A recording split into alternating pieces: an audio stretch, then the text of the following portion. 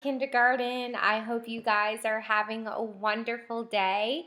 We are finishing our last week of school, but I wanted to read this story today. It's called What Do You Do with a Problem? This is a really special story about a little boy who finds opportunities and problems that come his way that he doesn't enjoy. Now, before we start, I want you guys to think of a problem that you have right now. Let's see. Mrs. Carruthers has to clean the kitchen when she gets done reading the story, and I really don't want to clean the kitchen. I want to cuddle with my family and have movie night, but the kitchen has to get cleaned up, right? I want you to think about your problem. I know Elena doesn't like to clean the playroom, but she's going to have to clean the playroom, so that is her problem. And AJ doesn't want to do his homework this last week of school, but he's going to have to do it, right?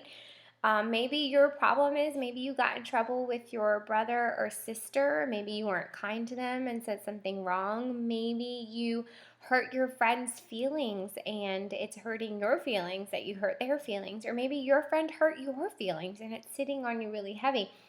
Maybe your mom and dad's car ran out of gas and you guys got stuck somewhere this week.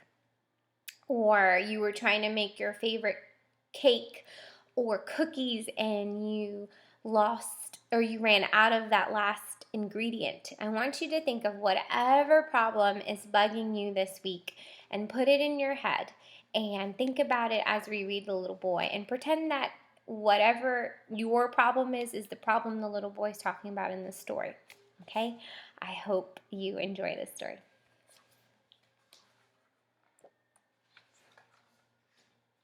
Uh-oh.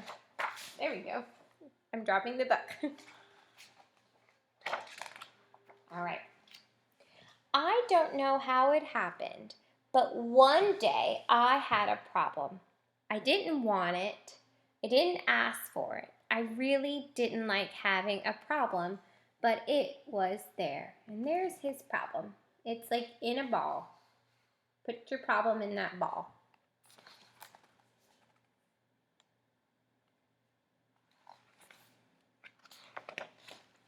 Why is it there? Why is it here? What does it want? What do you do with a problem, I thought. I wanted to make it go away. I shooed it, I scolded at it, and I tried ignoring it, but nothing worked. His problem stayed.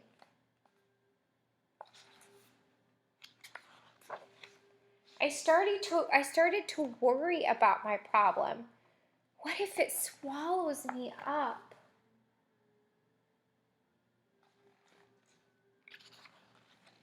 What if my problem sneaks up and gets me? He thought.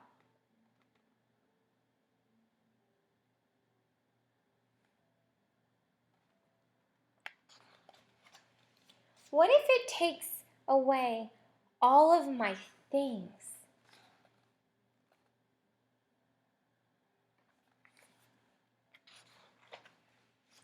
I worried a lot. I worried about what would happen. I worried about what could happen. I worried about this and I worried about that. Oh no, his problem's taking over everything, isn't it? He's worrying so much about his problem. And the more I worried, the bigger my problem became. Look how big that small little ball was in the beginning of his story. Look how much bigger it is now.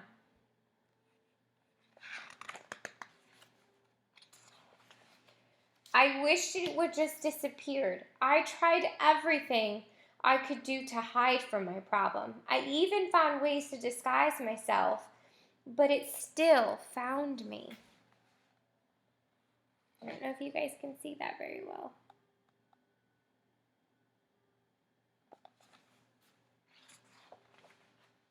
And the more I avoided my problem, the more I saw it everywhere. I thought about it all the time. I didn't feel good at all. His problem was eating him up inside. It was making him feel terrible. I couldn't take it anymore. This has to stop, I declared. Maybe I was making my problem bigger and scarier than it actually was. After all, my problem hadn't really swallowed me up or even attacked me.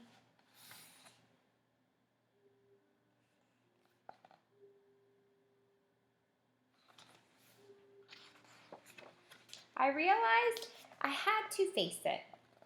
He had to face his problem.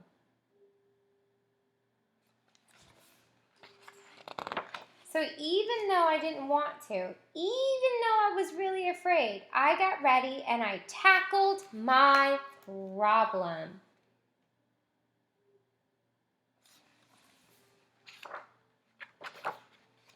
When I got face to face with it, I discovered something. My problem wasn't what I thought it was.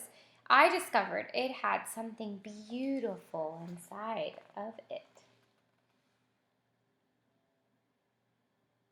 What was it, boys and girls? My problem held an opportunity. It was an opportunity for me to learn and to grow, to be brave and to do something. An opportunity is like a chance to do something. It's your chance. It's an opportunity. So his problem, I'm going to read this page again. My problem held an opportunity. It was an opportunity for me to learn and to grow, to be brave, to do something good. It showed me that it was important to look closely because some opportunities only come once.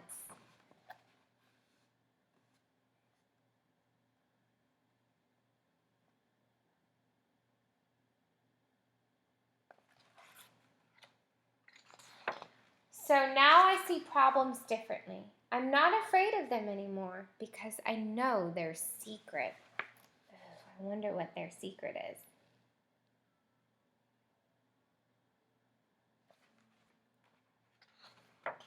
Every problem has an opportunity for something good. You just have to look for it.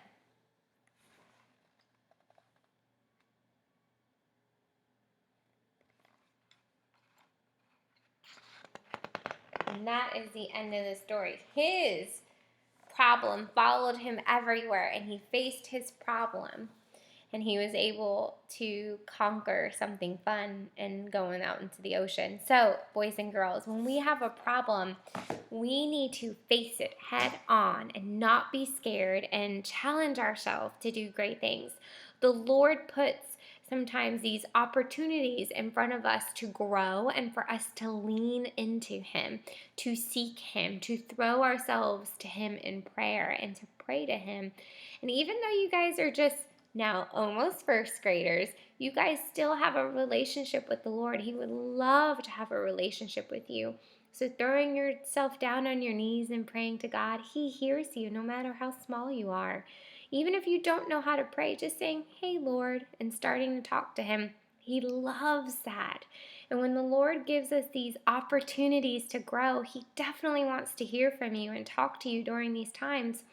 This little boy was very stressed in the beginning of the story. The Lord wants us to cast our worries and our troubles to Him so He can take care of them. That fear that bothers you, that's not from the Lord. That's from our enemy. And we don't believe those lies that the enemy tells us because God doesn't want us to worry and stress. Aren't we so blessed that we have a Lord that loves us so much that He wants to talk to us? He doesn't want us to be scared and be stressful.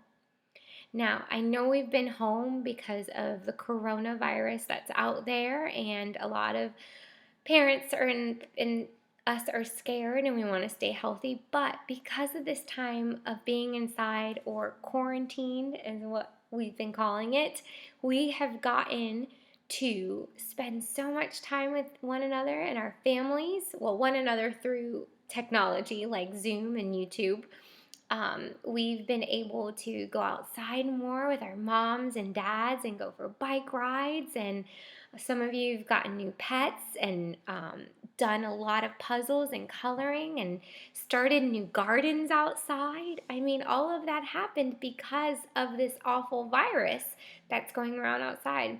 Though it's awful, we were still able to find opportunities in the chance of us being home in quarantine.